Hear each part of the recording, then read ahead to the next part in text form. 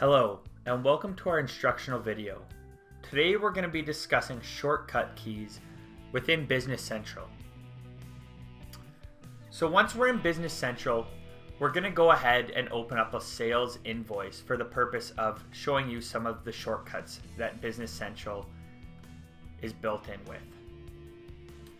We're going to start off very simple.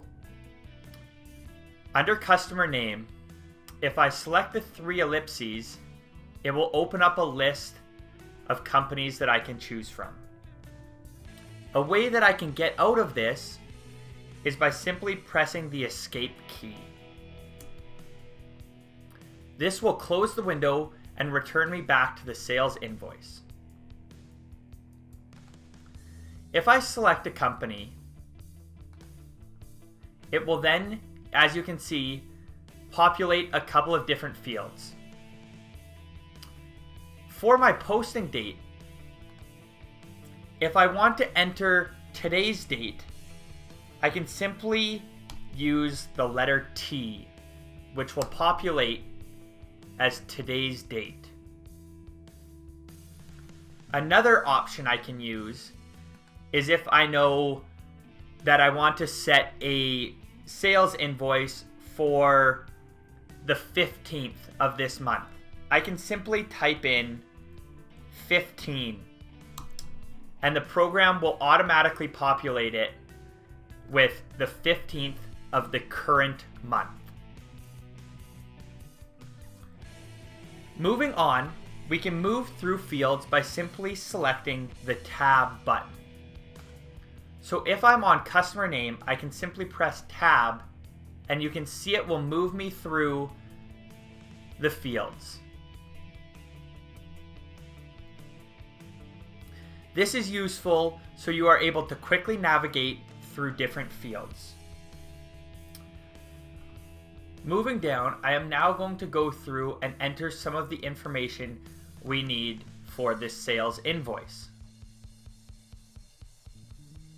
As I work through, you can see there are a couple of required fields currently. If I select the field, it will bring me a drop-down. If I select one of the items in the drop-down, you now notice it gives me a required field under quantity.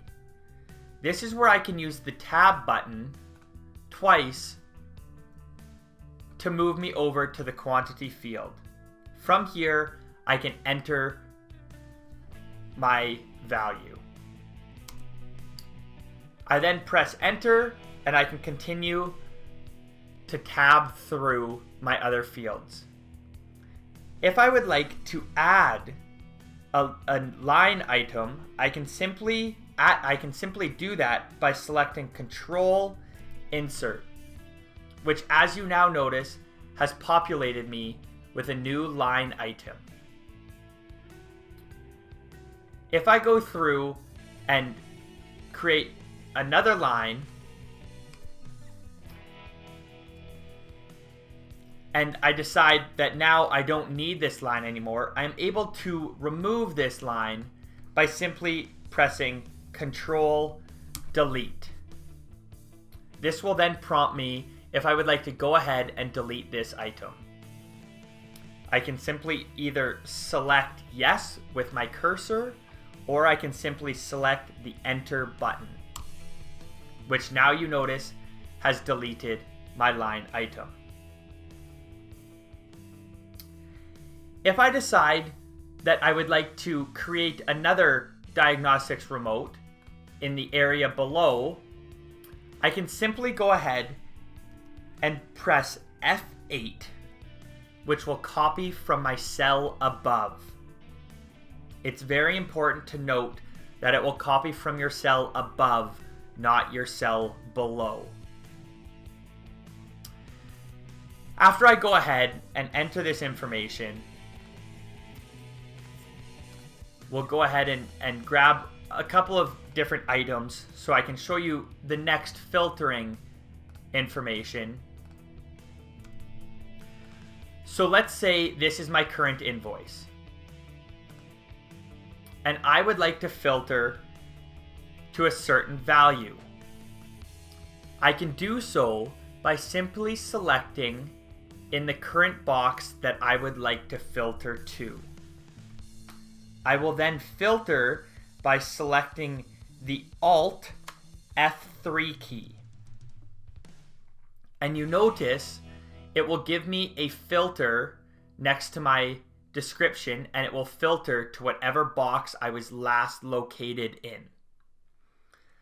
To simply remove this filter, I will repeat the process and select Alt F3 again, and it will remove my filter.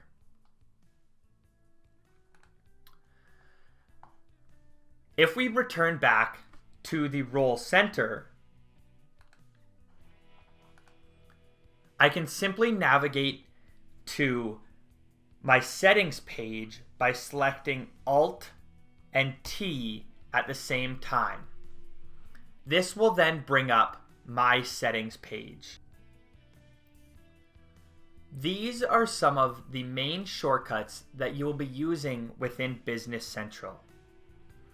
If we return back to our role center, another place you can access a list of shortcuts is by navigating up in your app bar to your help and then simply selecting keyboard shortcuts.